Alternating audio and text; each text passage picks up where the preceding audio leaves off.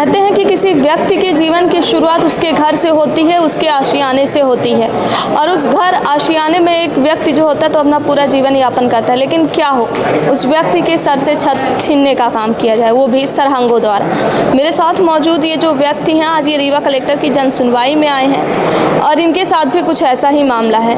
इनके घर को सरहंगों द्वारा गिराया जा रहा है। क्या है पूरा मामला, कहाँ का है पूरा मामला, जान लेते हैं। क्या नाम है आपका? मेरा नाम बनवारी लाल त्रिपाठी है। मैं ग्राम कनौजा, थाना गोविंदगढ़ से आता हूँ। ये 14/1/26 को मकर संक्रांति के दिन अखिलेश कुमार पांडे, जो सरपंच के पति भी हैं वहाँ के, अच्छा, उनकी वाइफ सरपंच है? सरपंच है। उनके खिलाफ थोड़ा मैंने RTI का भी आवेदन दिया था, जिससे वो रुष्ट हो गए थे, नाराज हो गए थे।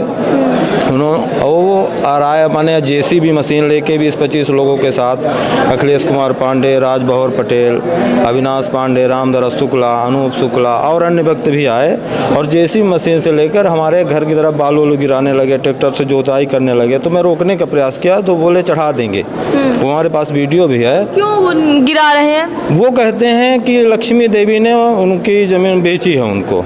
अच्छा, मतलब आपकी लक्ष्मी देवी कौन है? मेरी चाची थी, विधवा, उनकी निसंतान है।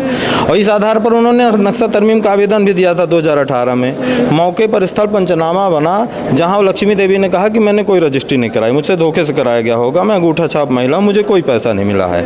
और स्थल पंचनामा में लिखा कि घनश्याम मुरारी का कहीं कोई कब्जा नहीं है। इस आधार पर और रजिस्ट्री कैंसिलेशन के लिए लक्ष्मी देवी, जिसके नाम पर कहते हैं विक्रेता है, उसने रजिस्ट्री कैंसिलेशन के लिए व्यवहारवाद भी दायर कर दिया है। इसके बाद उनका निस्सा तरमीम खारिज हो गया। अपील उन्होंने अनुभागीय अधिकारी के यहाँ किया, वो भी खारिज हो गया। लेकिन ये ज़बरदस्ती बिना किसी न्यायालय के आदेश के, मेरा कथन कि अगर इनकी रजिस्ट्री है तो तहसील राई पटवारी से नपा के विधिवत लेना चाहिए।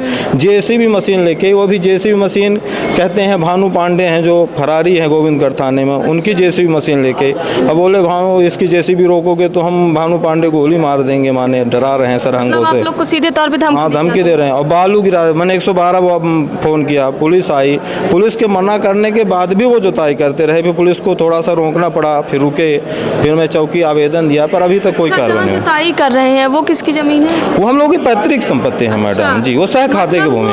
कब्जा किए हैं पूरी तरह? अभी कुछ नहीं किया, कब्जा मेरा है। मेरा जुताई क्यों कर रहे थे? वो कब्जा लेने के लिए सरहंगाई पूर्वक, यानी जिससे कब्जा प्रमाणित हो जाए, इस बात के लिए वो आए थे। किसी तरह हमारा अधिकार है। हाँ, और हमारा घर है दरवाजा, वहाँ शिवलिंग रखे थे हमारे, तो अखिलेश पांडे और राजबहर पटेल, अविनाश पांडे, अन्य लोग थे, उनको शिवलिंग को फेंक दिया गया। मेरी धार्मिक भावनाओं को, फूल लगे थे, सब उठा के फेंक दिया गया। अगर पुलिस ना आती तो JCB से धीरे धीरे घर भी मेरा गिरा सकते थे, लेकिन अभी तक पुलिस द्वारा कोई कार्रवाई न करने से मैं लिखवाए हैं। मैं रिपोर्ट किया, आवेदन दिया, FIR तो हुई नहीं। उन्होंने कहा ये जमीनी विवाद कह रहे हैं। हमने कहा जमीनी विवाद होता तो RI पटवारी आते नापते, पर ये तो एकदम आपराधिक कृत्य है। मेरा घर गिराने का प्रयास किया जा रहा है।